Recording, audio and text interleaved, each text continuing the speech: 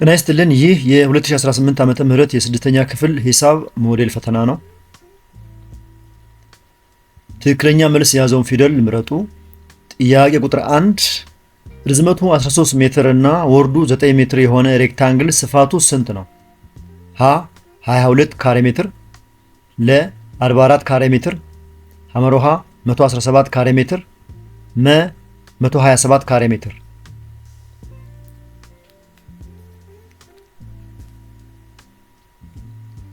117 ካሬ ሜትር ካላችሁ ትክክል ነው። የሬክታንግል ስፋት እኩል ይሆናል ርዝመት ሲባዛ ወርድ ነው ፎርሙላ ወይም ቀመሩ። ስለዚህ በዚህ መሰረት ስፋት እኩል ይሆናል 13 ሜትር ሲባዛ 9 ሜትር እኩል ይሆናል 117 ካሬ ሜትር ይሆናል ማለት ነው። ሜትር ሲባዛ ሜትር ሜትር ካሬ ነው። ስለዚህ 13 ሲባዛ 9 117 ካሬ ሜትር ነው የሚሆነው።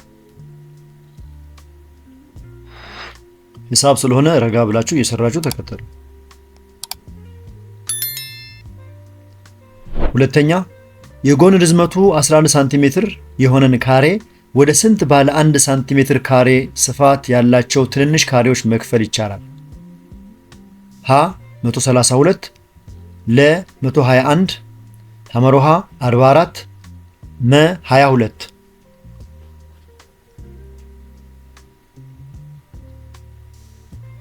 መቶ 21 ካላችሁ ትክክል ነው። የካሬ ስፋት እኩል ይሆናል ጎን ሲባዛ ጎን ነው። ስፋት እኩል ይሆናል አሁንም 11 ሳንቲሜትር ሲባዛ 11 ሳንቲሜትር እኩል ይሆናል 121 ካሬ ሳንቲሜትር ይሆናል ማለት ነው። ስለዚህ በውስጡ 121 ትንንሽ ካሬዎችን ይይዛል ማለት ነው።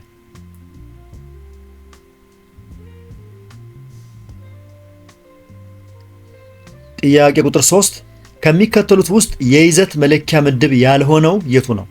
ያልሆነው ሀ ካሬ ሜትር፣ ለ ኪዩቢክ ኪሎ ሜትር፣ ሐመሮሃ ሊትር፣ መ ኪዩቢክ ሚሊሜትር።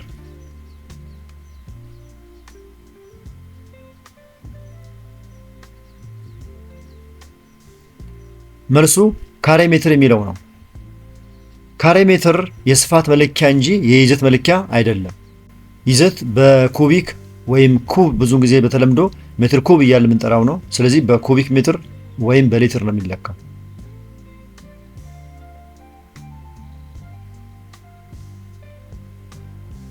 ጥያቄ ቁጥር 4 ከሚከተሉት የምድብ ዝምድናዎች ውስጥ ትክክል ያልሆነው የቱ ነው? ሀ 20 ካሬ ሳንቲሜትር እኩል ይሆናል 2000 ካሬ ሚሊሜትር፣ ለ 200 ሄክታር እኩል ይሆናል 2 ካሬ ኪሎ ሜትር፣ ሐመሮሃ 1000 ሊትር እኩል ይሆናል 1 ኩብ ሜትር ወይም 1 ሜትር ኩብ፣ መ 6 ኩብ ሳንቲሜትር እኩል ይሆናል 60000 ኩብ ሚሊሜትር።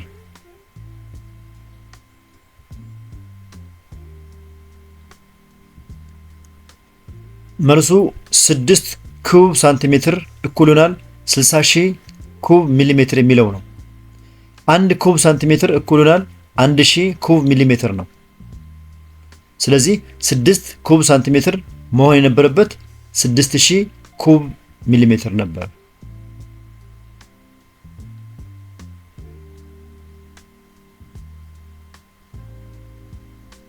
ጥያቄ ቁጥር 5 የአንድ ካርቶን ርዝመት 4 ሳንቲሜትር ወርድ 6 ሳንቲሜትር እና ቁመት 3 ሳንቲሜትር ቢሆን እያንዳንዳቸው 6 ኩብ ሳንቲሜትር ይዘት ያላቸው ስንት ሳሙናዎችን መያዝ ይችላል? ሀ 72፣ ለ 36፣ ሐመሮሃ 24፣ መ 12።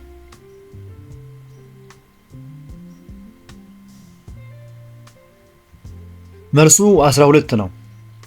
የካርቶኑ ይዘት እኩል ይሆናል 4 ሲባዛ 6 ሲባዛ 3 እኩል ይሆናል 72 ኩቢክ ሳንቲሜትር ነው።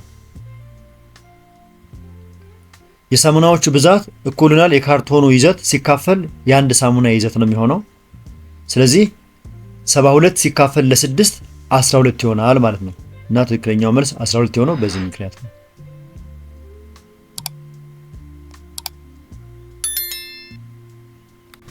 ጥያቄ ቁጥር 6 ከሚከተሉት ክፍልፋዮች ውስጥ ህገኛ ክፍልፋይ የሆነው የቱ ነው? ሀ 17 21ኛ ለ 18 18ኛ ሐመርሃ 7 3ኛ መ 5 2ኛ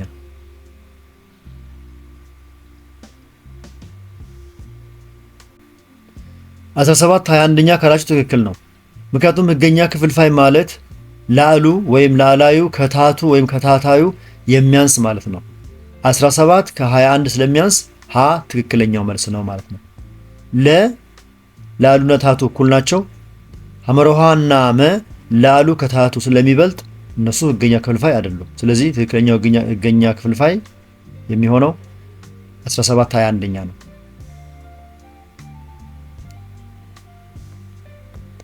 7ኛ 7 12ኛ ሲደመር 11 4ኛ ውጤቱ ስንት ነው?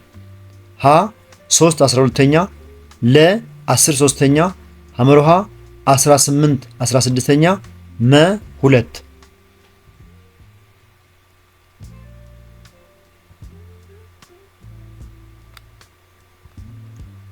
10 3ኛ ካላችሁ ትክክል ነው። እንዴት ነው የሚሰራው ይሄ? መጀመሪያ ታታዩን ተመሳሳይ ማድረግ ነው። ምክንያቱም 7 12ኛን እና 11 14ኛ ታቱ የ12 እና የ4ን ማመሳሰል ነው።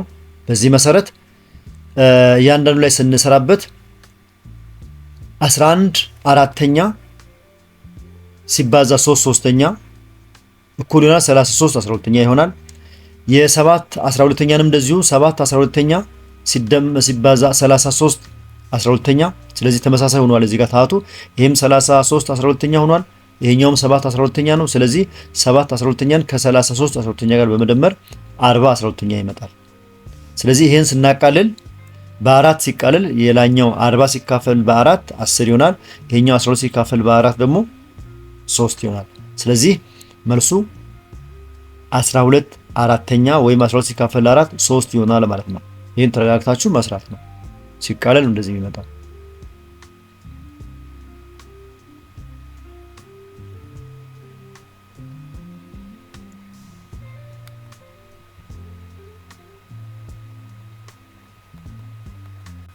ስምንተኛ ጥያቄ 3 ሙሉ 1/4ኛ ሲባዛ 8 5ኛ ሲባዛ 15 26ኛ ስንት ይሆናል? ሀ 3 2ኛ ለ 3 ሐመርሃ 2 3ኛ መ 2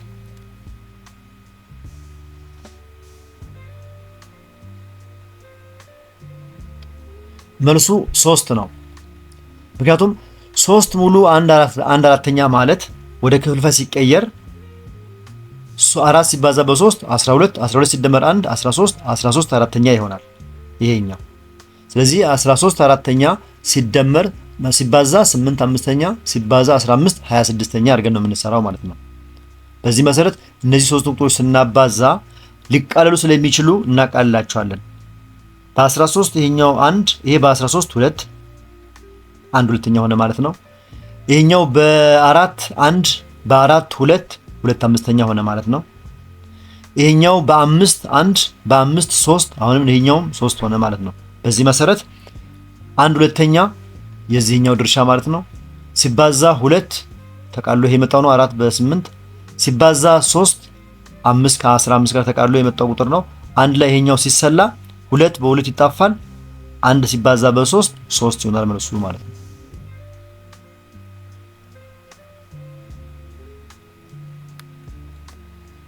ጥያቄ ቁጥር 9 ቀጥሎ በተሰጠው የቁጥር መስመር ላይ 2.5ን የሚወክለው ፊደል የቱ ነው?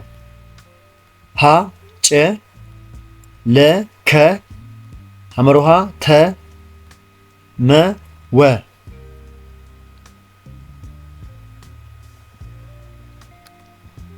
መልሱ ተ ነው። በቁጥር መስመር ላይ 2.5 የሚገኘው በሙሉ ቁጥሮች 2 እና 3 መካከል በትክክል መሃል ላይ ነው። በተሰጠው ምስል ወይም መረጃ መሰረት በ2 እና በ3 መካከል የተቀመጠው ምልክት ወይም ፊደል 2.5ን ይወክላል ማለት ነው።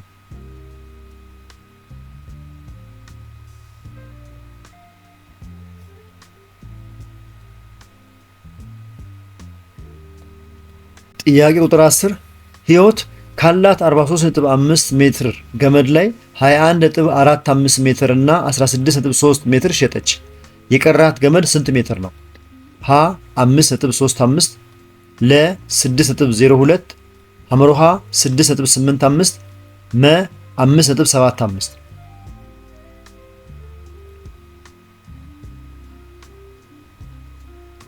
መልሱ 5.75 ነው። ምክንያቱም ጠቅላላ የተሸጠ እኩል ይሆናል 21.45 ሲደመር 16.3 ነው። ይሄም ማለት በድምሩ 37.75 ሜትር ይሆናል።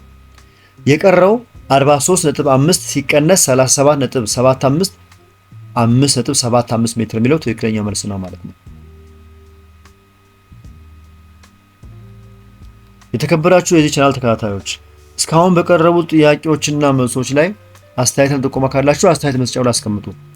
ከተመቻችሁ ላይክ አድርጉ። ሌሎቹ እንዲደርሳችሁ ከፈለጋችሁ ሼር አድርጉ። የስድስተኛ ክፍል ሞዴልና ሚኒስትሪ ፈተናዎች በዚህ ቻናል ላይ ስለሚገኙ እነሱን ለማግኘት ሳብስክራይብ አድርጉ። ይሄ ፈተና ሂሳብ ስለሆነ እየፈጠንኩ ወይም የቸኮልኩ ከሆነ ቪዲዮን ያስቆማችሁ ተረጋግታችሁ እየሰራችሁ ተለማመዱ። መልካም ጊዜ። እንቀጥል። 11ኛ 3.6 ሲካፈል 0.02 ውጤቱ ስንት ነው? ሀ 18 ለ 72 ሐመሮሃ 180 መ 720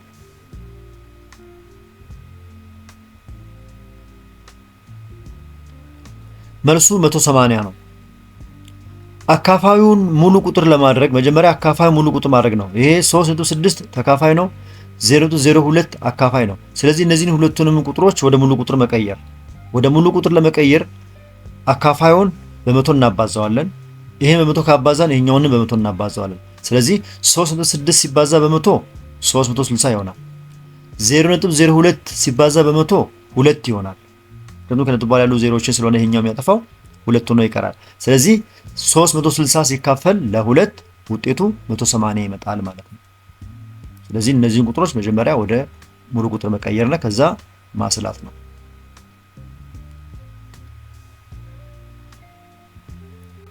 ጥያቄ ቁጥር 12 ከሚከተሉት አረፍተ ነገሮች ውስጥ ትክክል የሆነው የትኛው ነው? ሀ 15 20ኛ እኩል ይሆናል 0.5 ለ 4 ሙሉ 4 አምስተኛ እኩል ይሆናል 4.75 ሐመሮሃ 21 20ኛ እኩል ይሆናል 1.05 መ 11 ሙሉ 3 8ኛ እኩል ይሆናል 11.75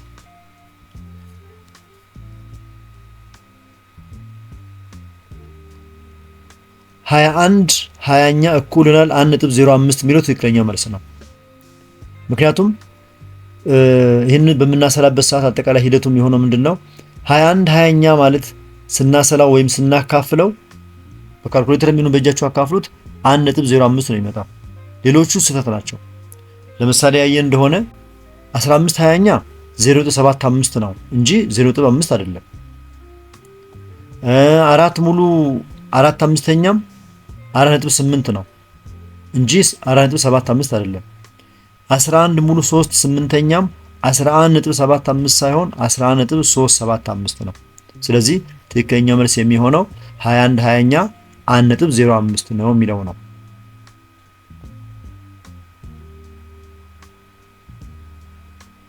እንቀጥል።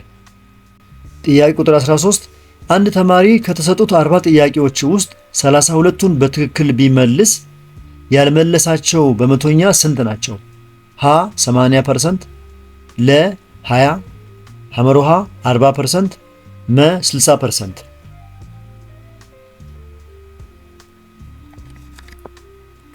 መልሱ 20% ነው።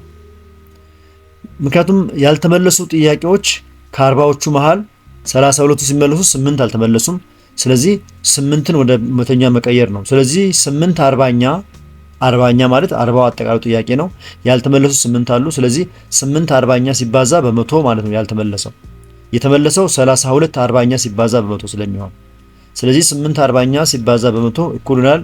ይሄ ሲቃለል በ8 1 በ8 5 ይመጣል። 1 አምስተኛ 1 አምስተኛ ሲባዛ በመቶ 20% ይመጣል ማለት ነው።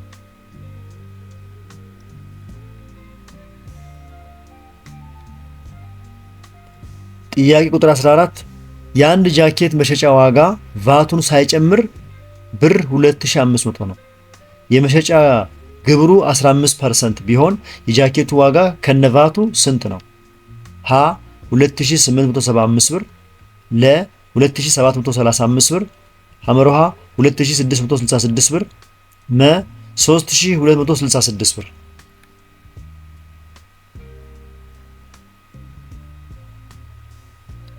መልሱ 2875 ብር ነው የሚመጣው። ምክንያቱም ቫት ማለት የአጠቃላይ የዚህ የ2500 ብር ቫት ሲወጣ በ15% ነው የሚባዛው። 15% ማለት 0.15 ነው። ስለዚህ 2500 ሲባዛ 0.15 እኩል ይሆናል 375 ብር ነው። ይሄ ቫት ነው። መሸጫ ዋጋው 2500 ብር ነው። ስለዚህ 2500 ብር ሲደመር 375 ብር ጠቅላላ ዋጋው 2875 ብር ይሆናል ማለት ነው ከነቫቱ።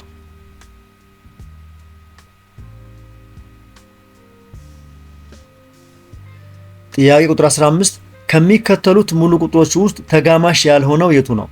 ሀ 512239፣ ለ 209738፣ ሐመሩሃ 473810፣ መ 111136።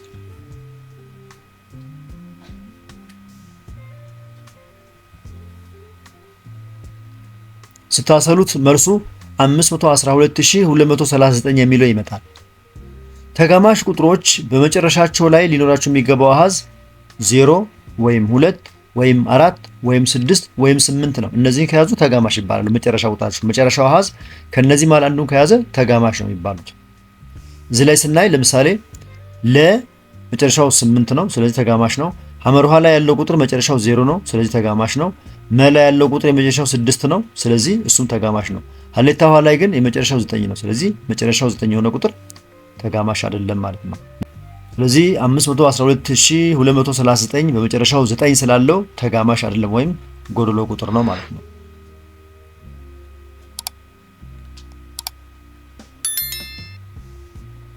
16ኛ ከሚከተሉት አረፍተ ነገሮች ውስጥ ትክክል የሆነው የትኛው ነው?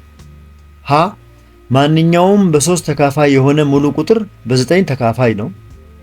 ለ ማንኛውም በ2 እና በ4 ተካፋይ የሆነ ሙሉ ቁጥር በ8 ተካፋይ ነው።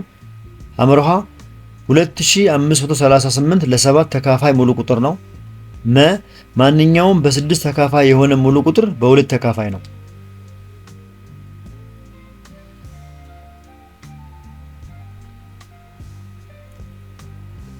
ማንኛውም በ6 ተካፋይ የሆነ ሙሉ ቁጥር በ2 ተካፋይ ነው የሚለው ምርጫ ትክክለኛ መልስ ነው።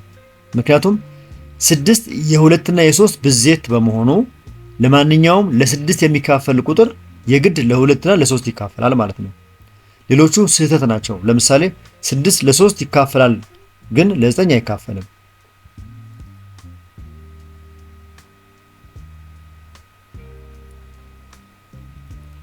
17ኛ ከሚከተሉት ውስጥ ብቸኛ ሙሉ ቁጥር የሆነው የቱ ነው?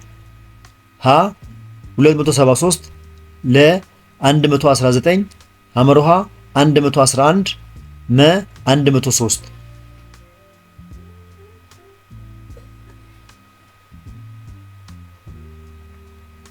103 ካላችሁ ትክክል ነው። ብቸኛ ቁጥር ማለት ለአንድ እና ለራሱ ብቻ የሚካፈል ቁጥር ነው። ስለዚህ 103 ሌላ ለማንኛውም ቁጥር ሊካፈል አይችልም። ስለዚህ እሱ ብቸኛ ሙሉ ቁጥር ነው ማለት ነው።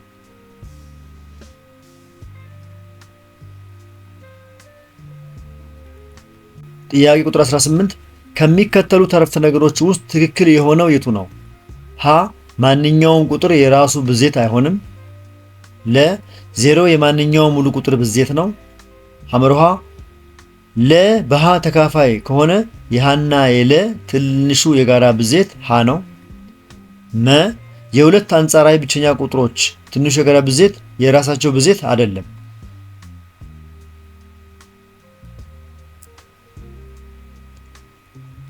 መልሱ 0 የማንኛውም ሙሉ ቁጥር ብዜት ነው የሚለው ነው።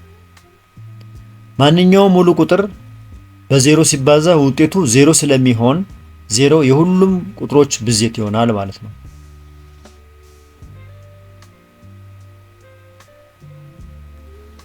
የ19ኛ የ36 42 እና 54 የጋራ አካፋይ ያልሆነው የቱ ነው? ሀ 7፣ ለ 6፣ ሐመርሃ 2 መ 3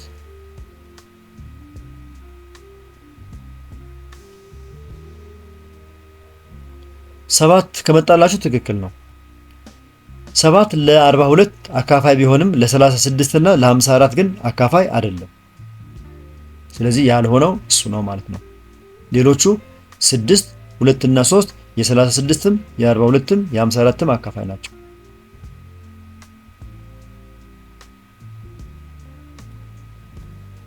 ጥያቄ ቁጥር 20 በአንድ የስድስተኛ ክፍል ውስጥ 18 ወንድና 24 ሴት ተማሪዎች አሉ።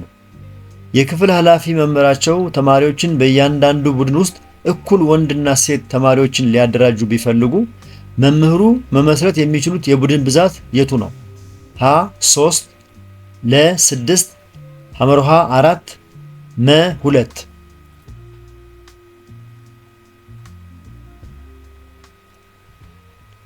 6 ካላችሁ ትክክል ነው። የ18 እና የ24 ትልቁ የጋራ አካፋይ መፈለግ ማለት ነው። ይሄ ማለት ስለዚህ የ18 አካፋዮች 1 2 3 6 9 እና 18 ራሱ ሲሆኑ የ24 ደግሞ 1 2 3 4 6 8 12 እና ራሱ 24 ናቸው። ስለዚህ ከነዚህ ከተዘረዘሩት መካከል የጋራ ሆኖ ትልቁ 6 ነው ማለት ነው። አንድም የጋራ ነው፣ ሁለትም የጋራ ነው፣ ሶስትም የጋራ ነው። ነገር ግን ከነዚህ መሃል ትልቁ የጋራ የሆነው 6 ነው። ስለዚህ መልሱ 6 ነው ማለት ነው።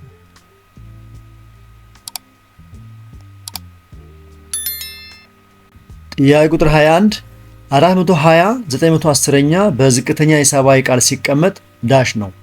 ሀ 42 91ኛ ለ 14 13ኛ ሐመርሃ 6 13ኛ መ 6 23ኛ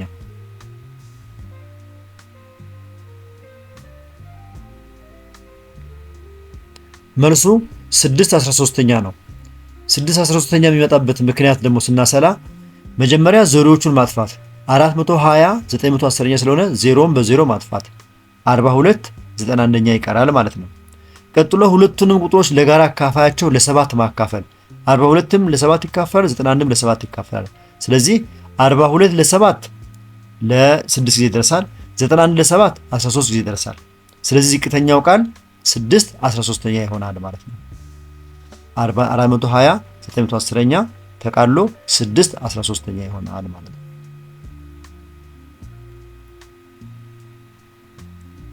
ጥያቄ ቁጥር 22 ከሚከተሉት አረፍተ ነገሮች ውስጥ ትክክል የሆነው የቱ ነው? ሀ 3 ሁለተኛ እኩል ይሆናል 50%፣ ለ 28 35ኛ እኩል ይሆናል 80%፣ ሐመርሃ 23 አራተኛ እኩል ይሆናል 5.5፣ መ 13 ሙሉ 2 አምስተኛ እኩል ይሆናል 13.8።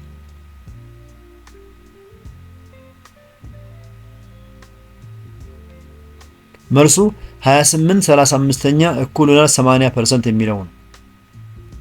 ምክንያቱም በ7 ሲቃለል ይሄ ቁጥር 28 35ኛ በ7 ሲቃለል 4 አምስተኛ ይሆናል። 28 በ7 4 ነው፣ 35 በ7 5 ነው። ስለዚህ 4 አምስተኛ ይሆናል። ይሄ 4 አምስተኛ ደግሞ ወደ መቶኛ ሲቀየር 4 አምስተኛ ሲባዛ በመቶ 0.8 ይመጣል። የ4 አምስተኛ ማለት 0.8 ነው። 0.8 ሲባዛ ደግሞ በመቶ 80% ይመጣል ማለት ነው። ስለዚህ መልሱ 80% የሆነው ለዚህ ነው። ማቃለልና ቀጥሎ በመቶ ማባዛት ነው።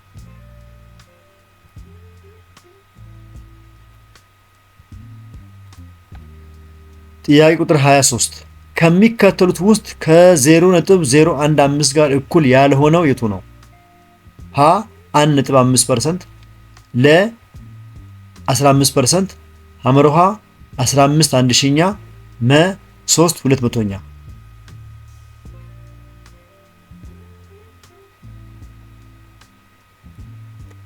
መልሱ 15% የሚለው ነው። 15% ማለት ወደ መቶኛ ሲቀየር 15 መቶኛ ማለት ነው። 15 መቶኛ ማለት 0.15 ነው። 0.15 ደግሞ ከ0.015 ጋር እኩል አይሆንም። ስለዚህ ትክክል ያልሆነው 15% የሚለው ነው ማለት ነው። ይሄኛው ከዚህ ጋር እኩል ያልሆነው ይሄኛው ነው። ሌሎቹ ሀ፣ ለ እና መ ሁሉም ከ0.015 ጋር እኩል ናቸው።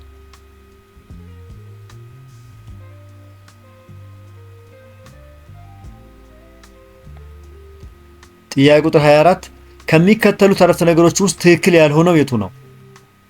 ሀ 2/5% ማለት 1 250ኛ፣ ለ 0.02% እኩል ይሆናል 1 5000ኛ፣ ሐመርሃ 4.5% እኩል ይሆናል 0.045፣ መ 1.28% እኩል ይሆናል 0.128።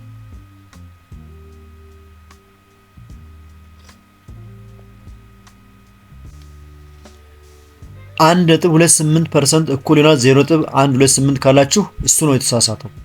ምክንያቱም 1.28% ወደ አስተርዮሽ ሲቀየር 1.28 ሲካፈል ለመቶ ይሆናል። ይሄ ማለት 0.0128 መሆን ነበረበት።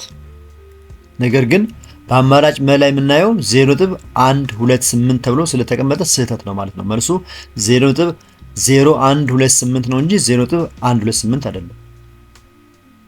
ሌሎቹ ትክክል ናቸው።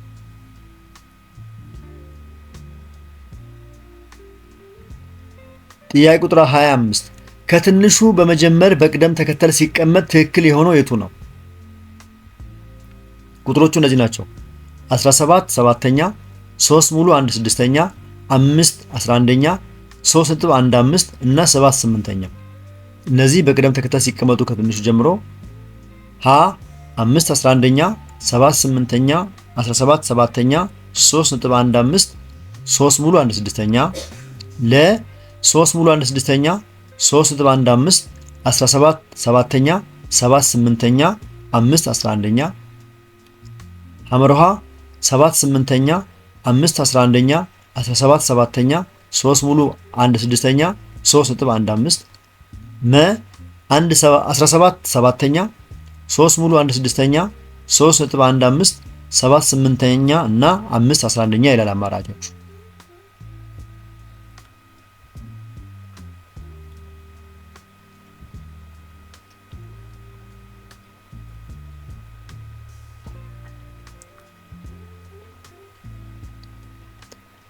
ስታሰሉት መልሱ ሀሌታ ውሃ ነው የሚመጣ።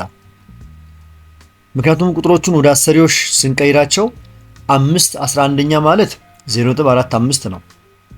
7 8ኛ ማለት 0.875 ነው። 17 7ኛ ማለት 2.42 ማለት ነው። ቀጥሎ ያለው 3.15 ነው።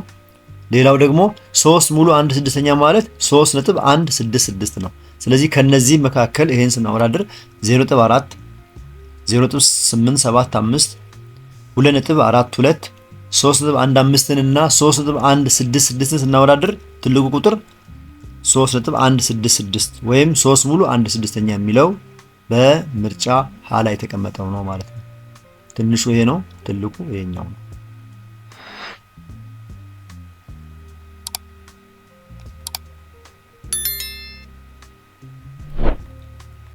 ጥያቄ ቁጥር 26 በአዲስ አበባ ከተማ ውስጥ በ2017 ዓ.ም በክረምት ወራት 2,500,000 ችግኞች ተተክለዋል።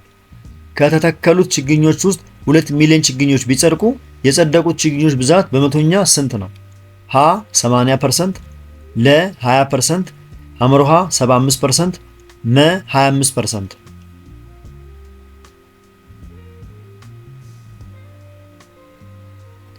መልሱ 80% ነው። ምክንያቱም በመቶኛ ስናስቀምጠው 2 ሚሊዮን ሲካፈል ለ2.5 ሚሊዮን ይሆናል። ስለዚህ እዚህ ላይ ያሉት የምታዩ ቁጥሮች ሲባዛ በመቶ ይሆናሉ። እነዚህ ዜሮዎች እዚህ ጋር ያሉ ዜሮዎች በሙሉ ይጠፋሉ። 1 2 3 4 5ቱ ዜሮዎች በ5 ዜሮዎች ሲጠፉ የሚቀረን ቁጥር 25ኛ ነው። 25ኛ ደግሞ ሲቃለል ይሄ 20 በ5 4 ይሆናል። 25 በ5 5 ይሆናል። ስለዚህ 4/5ኛ ይሆንና በመቶ ሲባዛ 80% ይመጣል ማለት ነው።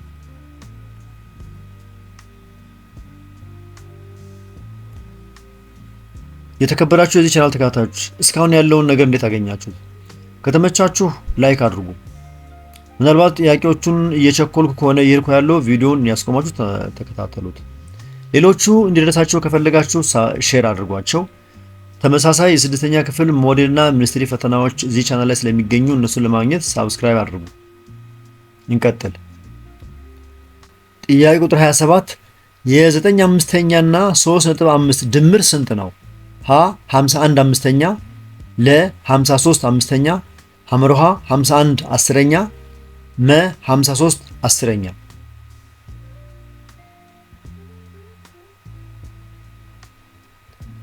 53 አስረኛ ካላችሁ ትክክል ነው። ምክንያቱም መጀመሪያ 9 አምስተኛን ወደ አስርዮሽ እንቀይር። 9 አምስተኛ ከዚህ ጋር ለመደመር ያመቸን ዘንድ ወደ አስርዮሽ ስንቀይረው 1.8 ይመጣል።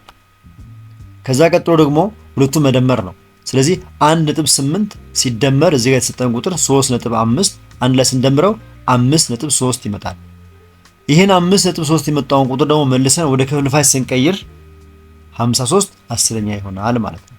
ስለዚህ ትክክለኛው መልስ 53 አስረኛ የሚለው ነው።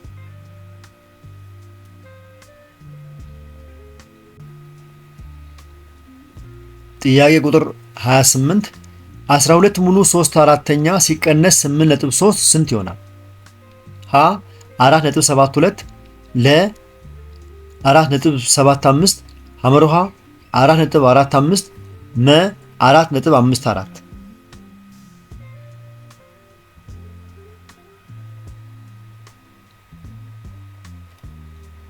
4.45 ካላችሁ ትክክል ነው። ምክንያቱም ይህ ሲሰላ መጀመሪያ 12 ሙሉ 3/4ኛን ወደ አስርዮሽ ስንቀይር 4 ሲባዛ 12 ሲደመር 3 አራተኛ ይሆናል። ይሄም 12.75 ነው የሚሆነው ማለት ነው። ወይም 12 ይሄ 3 አራተኛ ማለት 0.75 ማለት ስለሆነ ሲደመር በዚህ መልኩ ይመጣል ሲሰላ። ከዛ በኋላ 12.75 ሲቀነስ 8.3 በተሰጠው ጥያቄ መሰረት። ስለዚህ ይሄ የነዚህ የሁለቱ ልዩነት 4.45 ይመጣል ማለት ነው። ስለዚህ 4.45 የሚለው ምርጫ ያለው ሐመርሃ ላይ ነው።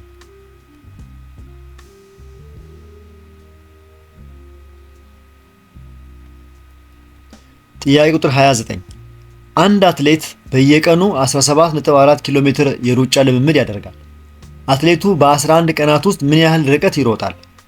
ሀ 209.4፣ ለ 191.4፣ ሐመርሃ 193.4፣ መ 207።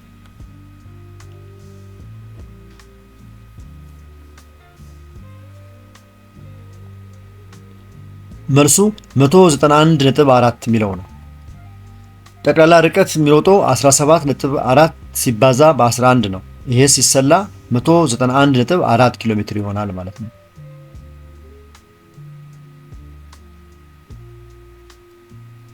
ወደ መጨረሻው ጥያቄ ደረስን። የተከበራችሁ የዚህ ቻናል ተከታታዮች የመጨረሻውን ጥያቄ ከማለታችን በፊት እስካሁን በቀረቡ ጥያቄዎች መልሶችና ማብራሪያዎች ላይ አስተያየትና ጥቆማ ካላችሁ አስተያየት መስጫው ላይ አስቀምጡ ስለሚጠቅመኝ። ከተመቻችሁ ላይክ አድርጉ። ሌሎቹ እንዲደርሳችሁ ከፈለጋችሁ ደግሞ ሼር አድርጉ። የስድስተኛ ክፍል የተለያዩ ትምህርቶች የሞዴልም ሆነ የሚኒስትሪ ፈተናዎች እዚህ ቻናል ላይ ስለሚገኙ እነሱን ለማግኘት ደግሞ ሰብስክራይብ አድርጉ። ምናልባት ይህንን ፈተና በፒዲኤፍ ከፈለጋችሁ ደግሞ ሀሁ ቲዩብ ቴሌግራም ቻናል ላይ ገብታችሁ ብዙ ጥያቄዎች መልሶችና ማብራሪያዎችን እዛ ላይ ታገኟቸዋላችሁ። ጥያቄ ቁጥር 30 12 ሰባተኛ ሲካፈል ለ4.8 ውጤቱ ስንት ነው? ሀ 288 35ኛ፣ ለ 144 17ኛ፣ ሐመርሃ 5 14ኛ፣ መ 15 14ኛ።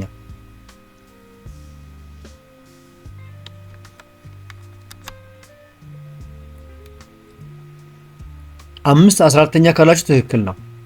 ምክንያቱም 12 ሰባተኛ ሲካፈል ለ48 አስረኛ ማለት 12 ሰባተኛ ሲባዛ ይገለበጥና 10 48ኛ ይሆናል። 48 አስረኛ የሆነው በማባዛት ሲገናኝ 10 48ኛ ይሆናል። ከዛ በኋላ 12 እና 48 ይቃለላሉ እዚህ ላይ። ይሄ በ12 1 ይሄ በ12 4 ይሆናል።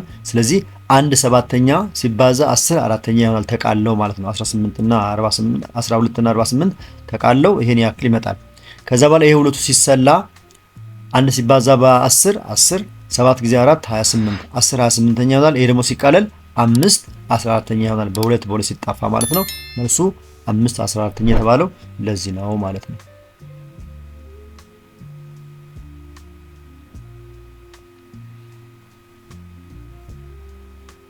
ጥያቄዎችን በአግባቡ ረጋ ብላችሁ እየሰራችሁ አስተያየትና ጥቆማ ካላችሁ አስቀምጡልኝ። መልካም ዝግጅት፣ መልካም እድል። በሌላ ቪዲዮ እንገናኝ።